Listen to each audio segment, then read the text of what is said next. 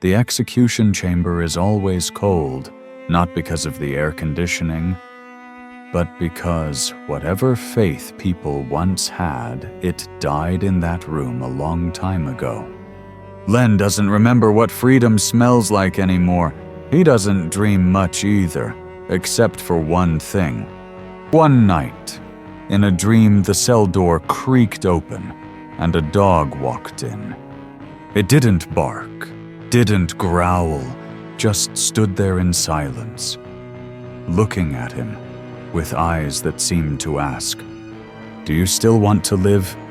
13 years, and no one had asked him that question. But when that same dog's footsteps echoed through the courtroom, those who once laughed at him began to swallow hard. It wasn't a police dog, didn't belong to anyone in the system, but somehow it knew what the whole system had chosen to forget. The truth never stays buried, and soon all of America was talking about the case of Len Johnson, not because of the law, but because of a dog that remembered what people had tried so hard to erase. Chapter 1. The Name They Forgot. In the heart of modern America, there are places that don't show up on any emotional map. Florida State Prison's Dead Wing is one of them. No news cameras, no visitors, just a place where condemned souls dangle quietly between life and death. And there was a name that used to mean something, a father, a husband, a human being. Now it was just Johnson. Cell No. 4. Steel walls cold as blades, mildewed concrete sweating with memories too old to name. The ceiling dripped unevenly, without rhythm or mercy, like the life Len had been forced to live ever since the gavel came down. 13 years, 13 springs filled only with the smell of bleach. 13 winters where the cold came not from weather, but from the eyes of the guards. 13 years of carrying a name that wasn't his anymore, but a sentence instead. Convicted rapist and murderer, death row. But Len Johnson didn't wither like they'd hoped. He didn't scream, didn't riot, didn't suddenly find Jesus like most around him. He remembered. He remembered the sound of his wife's laugh after long shifts at work, the scent of coconut bread baking on Sunday afternoons, and he remembered his daughter's tiny hands pressing against the visitation glass, the last time she touched his face with her fingertips. "Daddy, come home soon. Please." Her name was Nari. It means sunlight in Haitian Creole. But the night they came for him, that light was snuffed out. They didn't knock, didn't ask questions, no proper search warrant, no space for innocence or explanation. All they brought were guns and a charge that had already been written. The victim was a former customer, a shaky statement, a half-matching DNA sample, a star witness who'd once been caught stealing radios. But in the frenzy for justice, all the press and the courtroom needed was one thing: a face they could paste beneath the headline, "The Monster of Little Haiti." And Len, the quiet black carpenter with no private lawyer, no money, no power, fit just right. He didn't cry at sentencing, but Nari did. She stood in the middle of the courtroom and screamed until her voice broke. "That's not my dad. He didn't do it." But who listens to children? After the verdict, His name faded from the headlines, replaced by a number Ford FL DW Bods W Bobsu.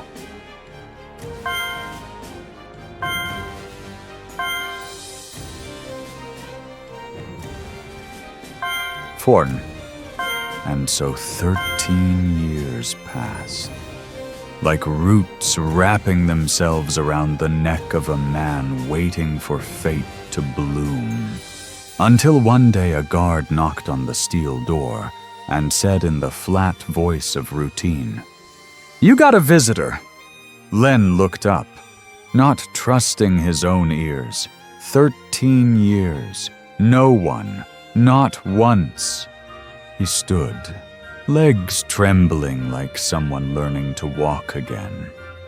The door opened, and there was no one, just a dog, a German shepherd.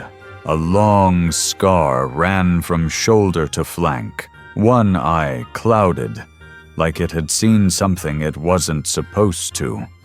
It stood still as if waiting. Len blinked, confused, turned to the guard. "What's going on?" "Therapy dog."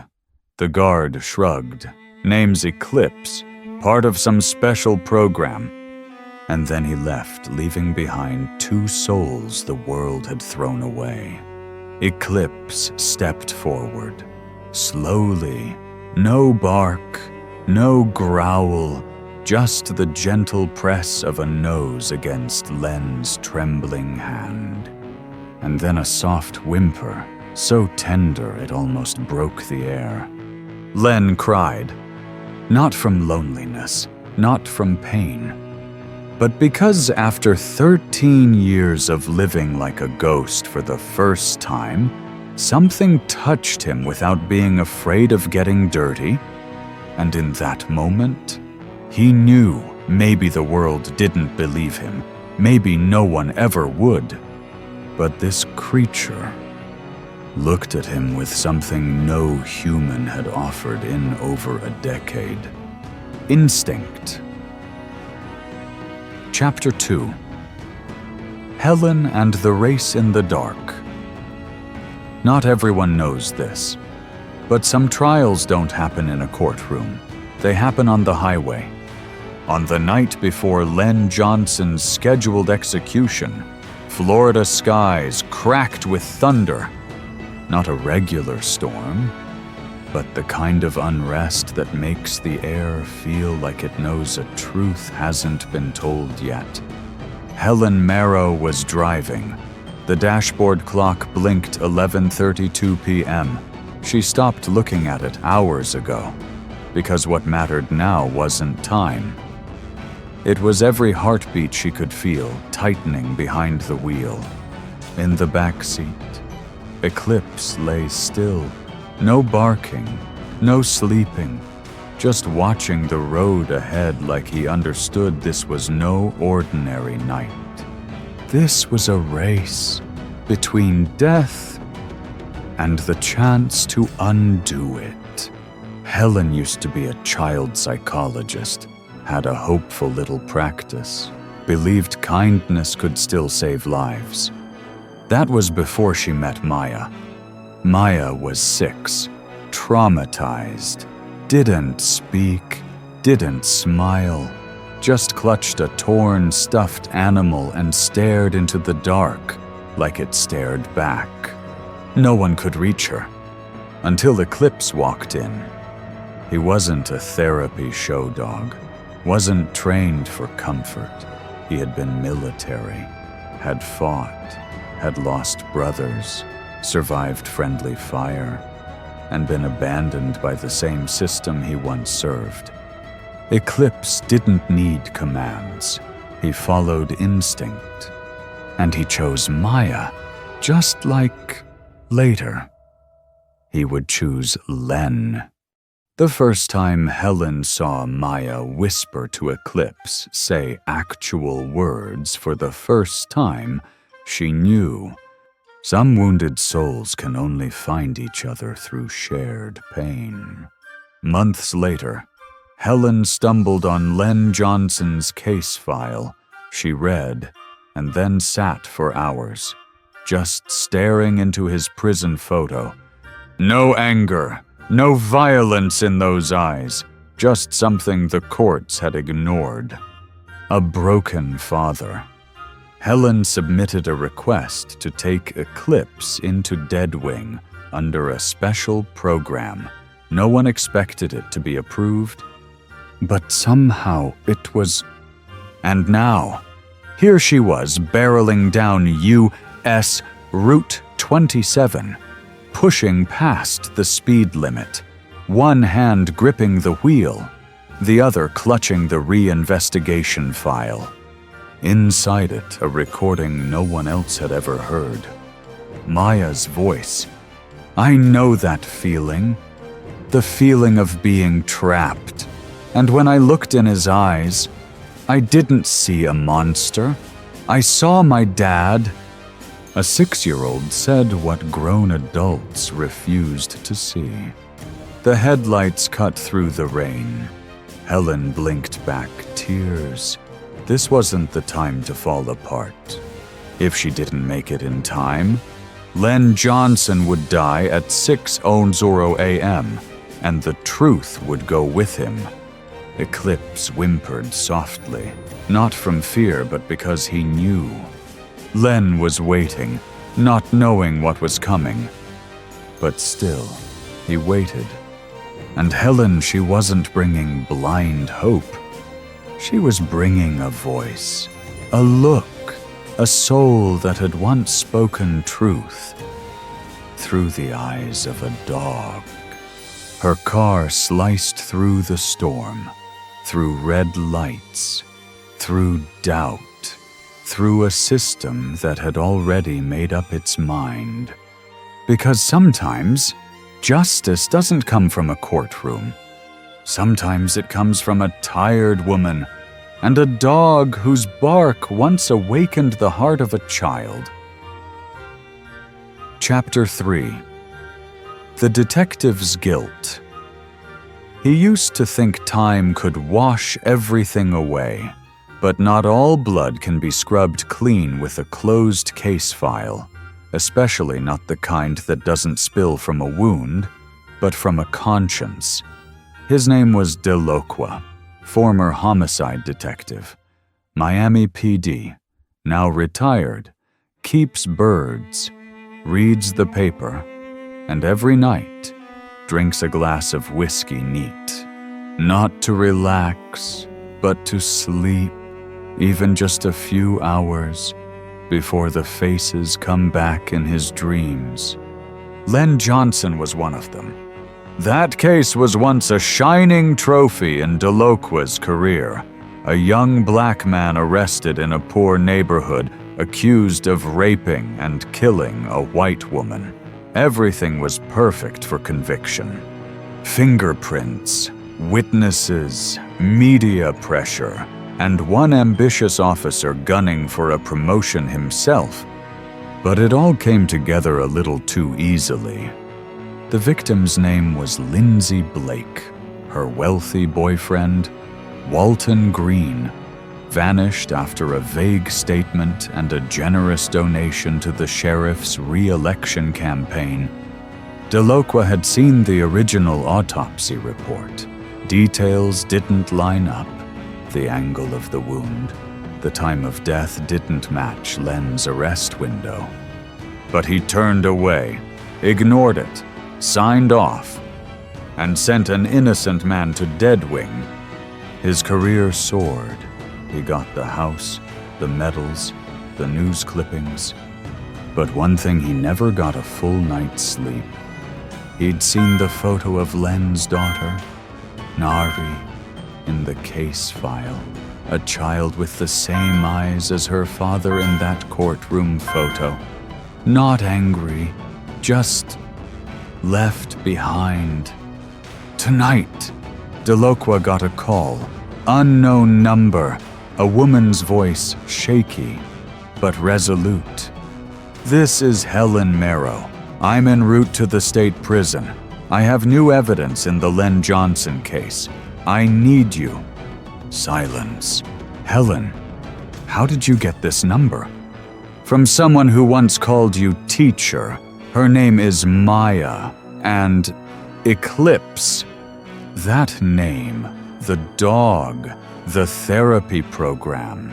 Delocqua had heard whispers, never paid attention, but now he couldn't ignore it.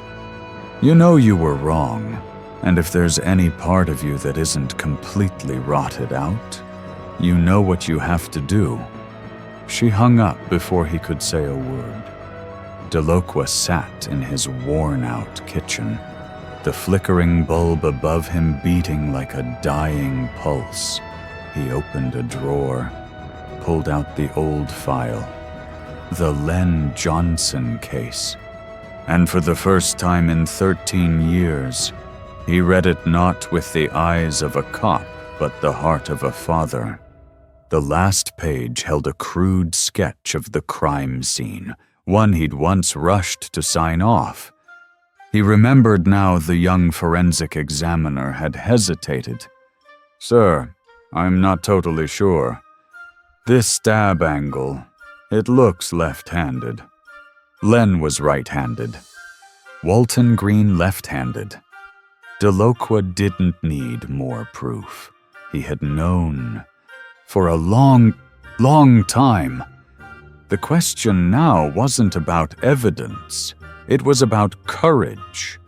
Would he step back into the dark to bring someone else back to light?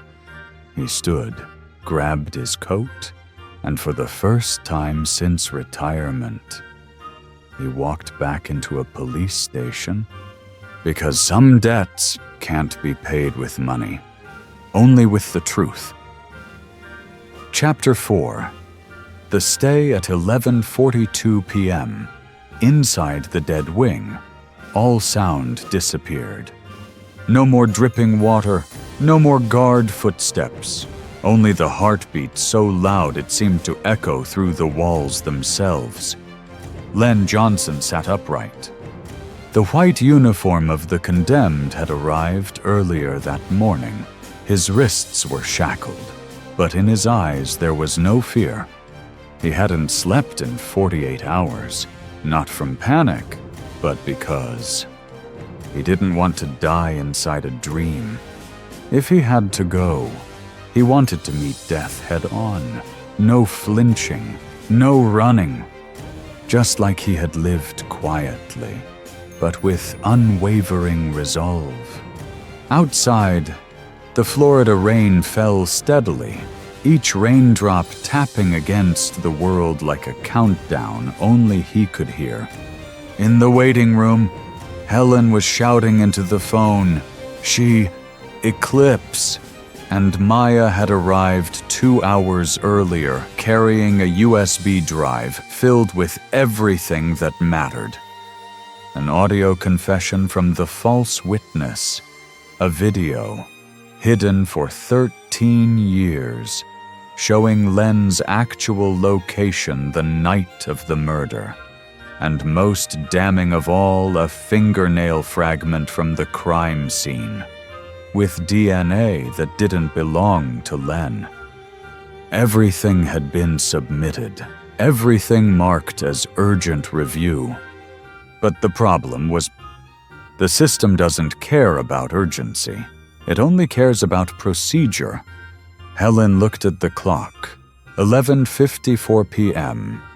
"You need to calm down," said the prison guard. She turned toward him, eyes blazing. Calm down when an innocent man is minutes from being killed. He didn't reply, couldn't. In the execution room, Len was guided to the table. His arms were strapped down, the needle prepped, IV tubes waiting to flow. And outside the glass window, Eclipse began to howl. Not a bark, not a growl, but a long, sorrowful howl as if mourning something not yet lost, but almost. The medical technician glanced at the clock. 11:58 p.m. Then it happened something no one expected. The prison phone rang. Everyone froze. Not a breath moved. Even time seemed to hold itself still. The death row administrator picked up. Yes. Received. Effective immediately. He set the receiver down, turned to the staff. Stop. Execution's been stayed. The needle never touched skin. Len was still alive. But in that moment, the entire room fell silent, like something had just died anyway. Helen collapsed to the floor, tears rolling down without sound. Eclipse, now silent too, lay down against the glass, head resting on the cold frame, like a soldier who had finally protected the one he swore to guard. Len didn't smile, didn't gasp for air. He just closed his eyes and let the first tear in 13 years slide down his face. Not from pain, but from hope. Chapter 5. The Unraveling. They say the truth is like groundwater. You can block it for a day, a year, but you can't stop it forever. 3 days after the execution was stayed, a special investigation was reopened.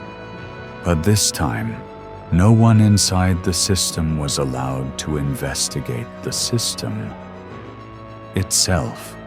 Helen Monroe, along with the Innocence Beacon and a team of federal human rights attorneys, officially filed the appeal inside old Detective Delacroix's office. The overhead light poured across thick stacks of case files.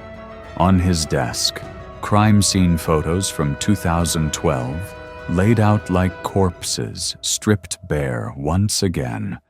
I used to believe he was guilty, Delacroix muttered, his hand trembling as he lifted a cold cup of coffee, until I looked at this again. He pointed to a crayon, drawing one made by Nari, Len's daughter, on the day her father was taken away. A man with glasses and a large scar running across his forehead. Len never had a scar, but Walton Green, the lead prosecutor back then, did, and suddenly, the things no one dared to touch began to surface. DNA evidence lost just 1 week before trial. The only eyewitness, a convict who got a sentence reduction deal, a security camera cut 12 hours before the murder. Every thread stank. And when Helen tracked down the woman who worked janitorial duty at the courthouse back then, she said only one thing. I heard Green say, "As long as the guy's black and stays quiet, I win the case."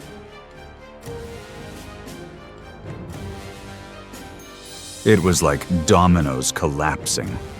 Walton Green, now a state senator, was dragged onto national television. He stood before the cameras, calm, polished, denying everything, until the audio was released. A recording from a party in 2014. I sent a damn carpenter to death row just because he looked like the guy. American justice. Baby, everybody cheered. And just like that, the storm broke. Protests erupted across Miami. People held signs that read, "His name is Len Johnson, and he is innocent." Back inside Florida State Prison, Len sat quietly. Eclipse lay curled at his feet, head resting on a pillow. They didn't know the world was burning outside. They only knew that night no one howled, because justice was finally learning how to speak human. And when Helen walked in, eyes wide with the news, "We have a retrial date," Len leaned back against the wall, closed his eyes, and whispered, "Good, but don't just clear my name. Burn the whole damn system down." Chapter 6, Coming Home. The gates of Florida State Prison opened at 6:03 a.m. The first rays of sunlight broke through the morning haze, gently touching the shoulders of a man in a white shirt, his hair now flecked with gray, and a German shepherd walking beside him, without a leash. Len Johnson, once known across the country by just 2 words, death row, stepped out like a shadow returning from the grave. There were no cheers, only Helen, standing alone at the entrance, eyes glistening. She didn't run to him, she just stood there, as if to say, "You didn't need saving, you walked out on your own." Eclipse lifted his head, let out a soft whine, and wagged his tail. He didn't bark, he didn't need to, because people only scream when no one's listening. Now, the whole country was listening. A week later, in a small park on the west side of Miami, the same one where Len once built a wooden swing for his daughter, he sat on a chipped bench. Eclipse lay curled at his feet. The breeze carried the scent of aged wood and jasmine. Helen approached, holding an envelope. "The judge signed it," she said softly. "It's official. You're fully exonerated. You're free." Len took the envelope, but didn't open it. His eyes wandered toward the horizon. Does she ever come here?" Helen nodded. "She's grown up now, studying law." Len let out a laugh, bitter and warm at the same time. "Maybe her generation will fight for a justice their fathers couldn't hold on to." Helen sat down beside him. A quiet minute passed. Then she asked, "What do you want to do next?" Len stroked Eclipse's back, eyes still fixed on the children playing nearby. "I think I'll reopen the wood shop, make benches, swings, places where people remember each other." Then he added, like a quiet vow, "And on every bench, I'll carve the name of someone the world forgot." The first day, Len returned to Little Haiti. The rain fell gently. The old wood shop was still there, just covered in time's dust. He opened the door. The hinges squeaked, like an old friend clearing its throat after years of silence. Eclipse leapt onto the work table, looked around, then turned to Len as if to ask, "Where do we begin?" Len smiled, pulled out his chisel, carving each line, each letter. The first name he etched into the stone bench by the shop's entrance. I was. The wind swept through, carrying the laughter of children and the soft sound of a dog's breath. And as dusk fell, a young woman paused outside the shop. She looked at the name carved into the wood. Her hands trembled. Len looked up. Their eyes met, and the world held its breath. No apology, no explanation. Because between a father and his child, all it ever takes is one embrace. Eclipse lay under the awning, curled into a ball. He closed his eyes, breathing steady. For the first time in his life, he could sleep without standing guard. Not every story ends with applause. Some just need a gate to open, a man walking into the sunrise. and a dog once abandoned now standing as the very soul of justice. Len and Eclipse aren't legends. They are truth. A truth buried beneath layers of prejudice, corruption, and silence. But some barks echo even in our sleep, and some people rise from the ashes of the system to remind us not all heroes wear capes. Some wear prison uniforms. Some just bark when no one else will speak. If this story touched something in you, a memory, a wound, a belief that once felt forgotten, leave a comment, because someone out there might need to know they're not alone. And if you want to keep hearing stories like this, voices that were once buried, souls that were never called by their rightful names, subscribe to Tales of Black. This is our channel, the channel for the truths never written in textbooks, but always flowing in our blood. This is Tales of Black, where justice doesn't have to scream. It only needs to be told the right way.